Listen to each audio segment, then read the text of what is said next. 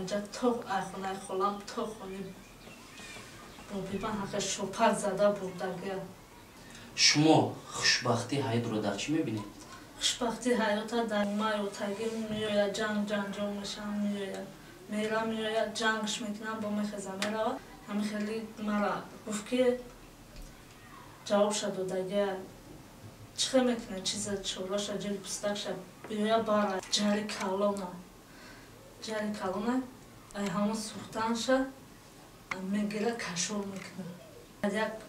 مسافد پیر میویم مادرتون کشور میکنه؟ مرا گفت اگر تو هیچ کس نیستی تو هیچ کسی دیگه نمیتونی تو یک عمر میخوای قشاق میگردی میویم مست همین یک شبتر میویم در همین خفایی گردم خیلی چه قطعی میدن همین دست قطعی میاد پرای رو خبرم میکنه خیلی بعد ما لباس سفید تمام داشتم اومدم لباس برو ما هم فاتحه گذراندی هم توی همه در بین یک هفته شده. سلام علیکم تماشابینان هواداران کانال رحیم پروداکشن. چقدر که ما وعده دادیم در برنامه نوبتی مهمان برنامه ما حضور دارن اپای سیارابانو. شما را خوش آمدید میگیم با برنامه سیرهای نگفته. و دوستان عزیز میگذاریم به قسمت سوال جواب و میبینیم که اپای سیارابانو چی درد و چی غم در درون خود دارد که نسبت هر یکی ما قصه میکند. و سلام علیکم اپای سیارابانو. علیکم سلام. تمنیت شما با کلی اون نفرانی که این لحظه ما را تماشا دارن و با ما هستند. سلام علیکم با همه مردمی که ما را تماشا میکنند دستگیری میکنند منت دارن که ما را دستگیری میکنند قطعی ما هستیم. تشکر زیاد. و شما تویرین که با قسمت سوال جواب بگذاریم. یکم سوال با شما چنین داده می شود که شما خوشبختی حیات رو در چی میبینید؟ خوشبختی حیات در یک لبخند اوچجون. برای چی مادر یعنی پدر در یک جایی هر چون نامه گرفتین؟ برای که ما وقتی که چشم شکویدگم تنها مادر ما دیدگم. وقتی که شما به دنیا آمدین فقط در چشمای شما در نگاه شما فقط مادر دیده میشه. همین خیر سبب چی باشد؟ میتونید کمتر قصه کنید زندگی خود رو؟ سبب ما به دنیا آمدم تقریبا 3 ماه بودم. پدرم میره و شهر مسکو. یعنی مهاجرت کنی ها؟ کارکنی میره و چی میکنه؟ ما کلان میشیم مادرم میره خونه مامای و تگیم میوید جنگ میشم میوید جنگش میکنم با میخزم میره بعد میزگره چند سال میزگره ما اوژه کلانتر شدیم 5 ساله 6 ساله شدیم. بعد یک روز در یک جا امکیم قطعی خولم رو برون میزنم میگه که ای اپاتا بگو که بیا جیل پستکش بگیره برو اکای مکای های بایا میگه جواب شد و دیگه بخیزه بگیره برو هم خیلی چی میکنه خولم هم خیلی زیغ میوی خونه میوی سینی چه میگه که میگه مقصدم میخیله هم خیلی مرا گفت که جواب شد و دیگه چه میکنه چیز چوراش جیل پستکش بیویا بارا ایجا او چند میگه نه ما باوری ندارم میگه دیگه هم خیلی او چند درد غم چی را مقصد به یک جایی میرسه به یک حالی میرسه که شما تا 6 سالگی تو همین سینی که 6 7 ساله شدین یکون بار پدر سراغتون کردگی بود زنگ میزد تا این حال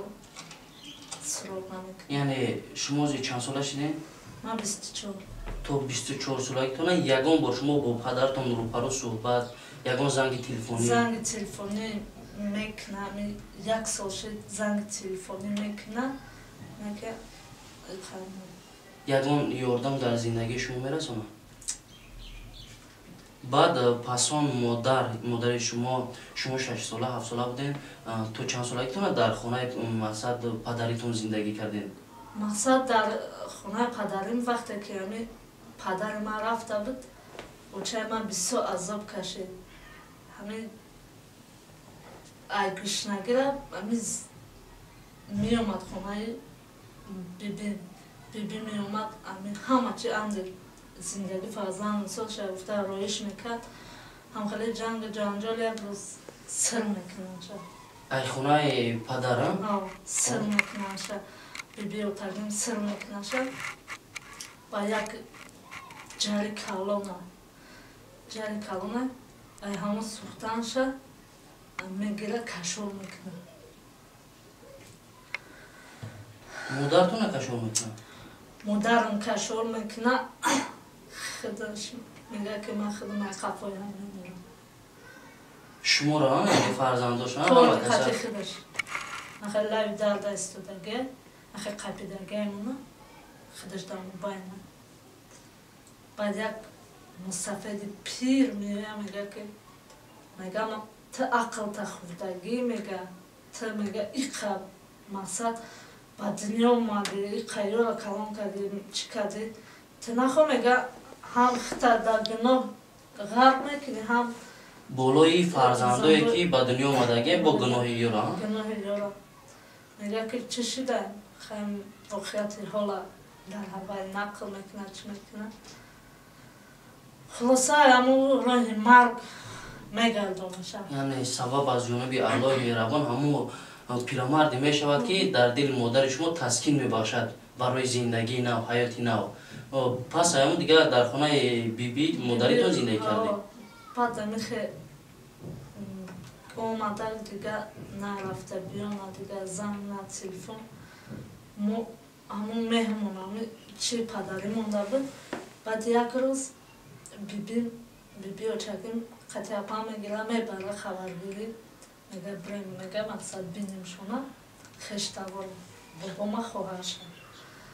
خشتوار میرن بعد خیلی گده تا 2 ساعت میشنه با بیبی میگه خیر که بریم خونه همه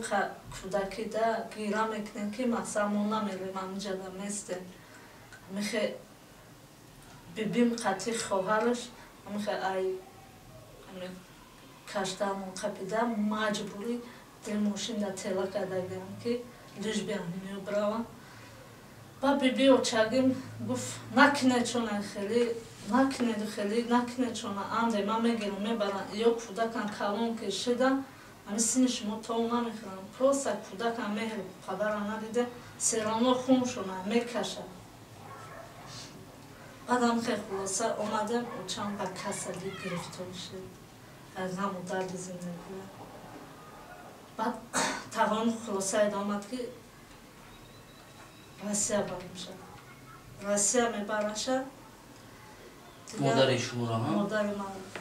برای که من اپام کلان شده بوده مکتب خون شده بوده برای رسوات زندگی برای شما که زندگی شما را بهبودی کردن با مهاجرت مهنتی مادر شما رفت بله؟ رفته که کار میکرد چی میکرد ما اینجا با اینجا هر جا کلان میگشتیم خونه ای خواه میرفتیم مقصد من کودکش نگاه میکردم که مقصد ما در یکم چکنه یا چی میکنه او چمان که در این تاجیکستان بود خونه ای خواه هم در میرفت میکرد خونه ایش در یکم سمتون مشمه دادن که چکنه زندگیش پیش برای همراه فرزندوش مقصد فرزندوی من حس نکنم به او تگیرم اما تو هاجره از پدر شما یگان یاردم ای عنوان کودکی شیدگی نیست بهترین با موضوع مادرتون بعدتر پس میگردیم سوال دیگه برای شما چنین دیده می شود که شما جدای صنعت برای چی انتخاب کردید؟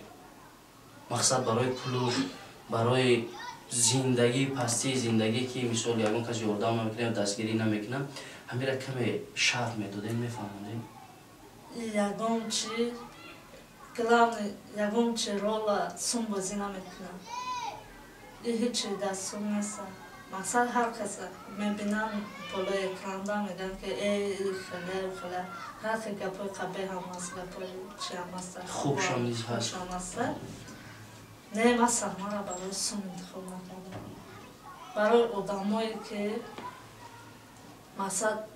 مرا گفتگن که تا هیچ کس نیستی تا هیچ کشیده نمیتونی تا یک امرام خیلی قشاق میگردی ما به همون خلاصم همین سحنه انتخاب کردم. وقتی که اولین بار ما همراه شما مثال شناسیم در یک ثبت کلیپ بود، من نیز شما رو با لباس ملی ندیده بودم. مثال چقدر گم لباس بچگانه در برداشتیم. سبب پوشیدن چنین لباس ها شما رو در چیست؟ مثال الهام دل شما یا یگان کس مجبور میکنم؟ نه لباس پوشی مقصد یگان کس مجبوری خیلی چی ندارم و مرا کودکی من خیلی که می پوشیدم بعد کلان شدم امیگه دیتا کلان شدم پرت افتم مکتب خان شدم چی شدم پرت افتم چی کردم بعد این دیتا 3 سال شد با همین لباس یعنی با همه لباس بچگانه را در بر میکنین میشود که حالتهای راه رو در نسبت شما یگان گپی پس زنن یا یگان کس یگان گپایی که پرت یکی به عزت نفس شما میرسد؟ خیلی بسیارش هست خیلی خیلی آدم هم میگه که باید اهمیت ندید من میخوام که میزنن گپا با خیلی نمیو که بچه میزنن من اهمیت نمیتونم. بهترین و قسمتی سوال جواب رو ما برای چی از کودکی سر نکردیم مثال سوالایی که بود آیو سر نکردیم وقتی که مثال آدما در صحنه شما را میبینن مثال بازی کردن کنن یا لباسی بچگانه میپوشن یا لباسایی میپوشن که در اونجا مثال هست نفرایی که به نهایت دشنام‌های هم از جهت اسلامی هم از جهت دنیوی بیرون میکنن هست با نفرانی دستگیری میکنن سبب اساسی مثال ما وقتی که صحنه را شما را سیانکه کردیم ثبت کردیم چندین لباسی ملی شما نیز بابر کردیم علاقه مردم به نهایت زیاد قبول کردن و از ما نیز تا حاضر خواهش میکنن که از اپای سایرابانو التماس خواهش میکنن که در ثبت صحنه ها با لباس ملی بپوشند. شما در این باره چی گفتنید؟ مثال شما را برای انتخاب لباس شما در انتخاب در شما بیشتر خوبتر از یا از جانبی که مخلص میشن چیزی که مخلص شما را میگن همون چیزه همین چیزی که همین مخلصایی که مقصد پدچکا میکنن چی میکنن تماشا میکنن دستگیری میکنن باید حتما خواسته رایانم برآورده کنیم. بهترین و یک سوال ما پیش برنامه یگان با مثال خطی شما با نخودم یگان تا شما را برنامه را تحریزی کردگی نیستم همیشه در یک سوال برای شما دادنیم که برای که من زندگی شما را ای کودکی توضیح نمیدونم چی بپای شما میتونید یگان حالتی که مثال از زندگی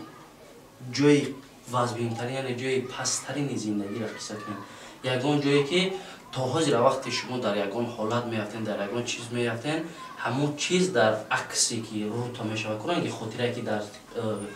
کسخونهش سر بازی میکنه که همین حالت برای کلی مردمی که ما را تماشا دارن برای که میخوان که در دوره شما چی درد چی علمی هسته من نام شخص در اینجا نمیگیرم من همراه یک استاد مهربان شاید برنامه را تماشا کنم بینید با یک استاد کلان شتگی بردم یک سخن برای من گفت قطعی شما یک نفر بازی میکنه نرمادش میگین نامش سیاره ایکو گفتم خواب استاد جان همو گفت وقتی که من همو آدم در یک برنامه افیر شما دیدم من حس کردم که در درون او با تمام هستی غم دوچاره با اون درجه ای که همون دختر نیز خودش با چشمایی که در توسط شاید تلفن دیدگی بود نوتبوک دیدگی بود تلویزیون دیدگی بود گفت که به نهایت دختری که درونش پر از غم زده است شما میتونید یک پسترین قصه زندگی خود را با کلی نفران گپ زنید بسیار خیلی چه واقعی که ما داشته هر لحظه که ما میشنم مرا همون چیزی که در همین زندگی رخ داده هر لحظه زمان قد پیش رو میاد چی باشد کمی بلندتر گپ زنید که این حال خیال میکنم که تمام نفرهایی که تماشا کردن به طاقت کشیدن این چی باشد یک روز سر در سخن شدگی بوده як тағом меояд маст дар ҳолати маст камтар баландтар гардани дар ҳолати маст меояд хоб баъд ҳамин апашкаи ман мезгарад ки ҳамин киҷояш мерасад ки апашка ман тела мекунад ба ман шита авқот худисам тағом наки хеле накам хеле ба ӯ хотире ки ӯ чама Россия буд мо дар ба дар калош кардем наки гуфтам бо шита авқот худисам ноларо гирифтесам ки ҳамин як шата меояд дар ҳамин хафои гардан дар гардани шумо меояд ҳамун нолаи авқот мепара ҳамин апам меояд ачону мекунад дар ҳамин дастам уже ай ҳиш мерапам дига хеле ҷан шата мехӯрем хеле лат кӯб мекунем модар мондазан мезанем мегӯем ки хаям хеле воқеа шуда шумо намеоед мақсад барои шумо муҳтоҷем мехоҳем ки қатъи шумо зиндаги кунем якҷо зиндаги кунем ай дарбадар гаштан ай азоби зиндагӣ аи хона ба аи хона мо дилгир шудем модарам мегуфт бачаам шумо калон шудестед масад шуморо хӯндан дар кӯрам шумо мактаб хоншедед бояд шуморо ман сар либос бигирам чикунам лекин модари ман ҳаминқадр чӣ буд ки дард шада дилаш меқапид дардша меқапид ки дар ӯ ҳолат ҳам кор мерафта ҳам ба касале дучор шудаги будан ки ай ҳамон касала хонаи дар тоқа касал меша ай ҳамон ҷиҳат учаи ман уже вообще ай по мемонад ай даст мемонад болои ҳамин қадар касалӣ ҳамин қадар коре ки дар муҳоҷирати меҳнатӣ мекард бо низ шумо ин воқеаро нақл кардем якбора модари афгортар шидам баъд бар хулосаи ман омадам ки ай хонаи падари модари бихезам барам баъд хонаи холам рафтам хонаи холам даместодам кӯдаки вайро нигоҳ мекардам то меомадам хай ҳис мекардам баъд як рӯз рафтем қишлоқ рафтем ака қишлоқ рафтем ҳам хеле кори гирди қишлоқ мекардем ай мактаб меомадам лишби ягон чи нагӯван ягон гапи паст назанам мерафтам алови ба зимистона алови ҳезум ҷамъ мекардам чӣ мекардам як рӯз чунони аробаи калона дар болош як диномусра намози шома ман камтар худам одами тарсуки будам метарсидам ҳамон ҷиҳат нарафтам кӯдакчи хеле ҳушаш ба бозиам хеле ба ҳамон ҳолата мара аёдам омад ки ман ҳамон мусра бифурам ба ҳамин ҷиҳата тағом меояд чиба матра гуфтам ки ҳамира бифур нафуриди хай гуфтам ки хеле метарсам гуфтам хай назан то наста мақсад бара бифурад дар ҳамон ҳолат химчака мегирам химча қатӣ мезанам намози шомаша химча қатӣ мезанам ҳамин даст қатӣ ҳамин як параеро хиварам мекунам хай баъд мехезам мерам бо хонаи холам қар карда мерам хонаи холам уже хавотир мешам уже куфтукода медироянд чӣ мекунам ки занг мезанам холам мега хонаи мадар мега хай шумо дар чи аҳвол шумо нахоҳ мега ҳаминро мақсад ҳамиро бепадарам ҳамира хеле кунед хай меоя ба велид меоя мегира мебара як шопаки меха калони дигарам мегира худаш ба велика мара яке буда хеле ки як ҳайвонаку мегир шопак зада мақсад чӣ мекунем ай ҳамаҷа то ай хонаи холам то хони бобибан ҳақа шопар зада бурдагия. تو حاضر از نه اولادای پدری نه اولادای مادری شما را اون دستگیری میکنه؟ میکردم وقتی که او چند ماجرده بود مرا همه بسیارترگی خالون مرا دستگیری میکرد. یکم پرازی میشه یکم چی میشه مثلا میامدن میگفتن که بیاین لباس ویبر کن چکن ما خودم ازا میکشیدم که اینا بمیگم یا مرا میگرم مثلا چی میگرم میگفتن که مثلا چه در کار ایتا بگم برای تا میکنه یکی من را خودم ازا شرم میکردم که مثلا یک بار باشد دو بار باشد سه بار باشد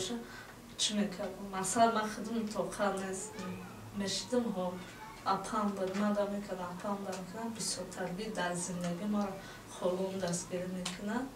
تا حالی را. تو حاضر شما همراه مادرتان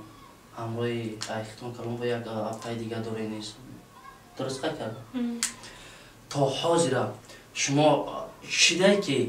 یک جا اهل اویله ایختان یکم زادروزه یکم جشن را همراه مادرتان اپاتان یک جا جشن کردگی باشه تا حاضر یکم وقت شده برای که همه وقت در زندگی مثل پستی کار زندگی یکم حالت شده که شما خرسانترین انسان باشید که یک جایگری بین پدر خیلی مثل پدرتان بود مادر مثل اپاتان ختان یک جای یک بردنونه با مهر و محبت خرسندی خدایی باشه. وقتی که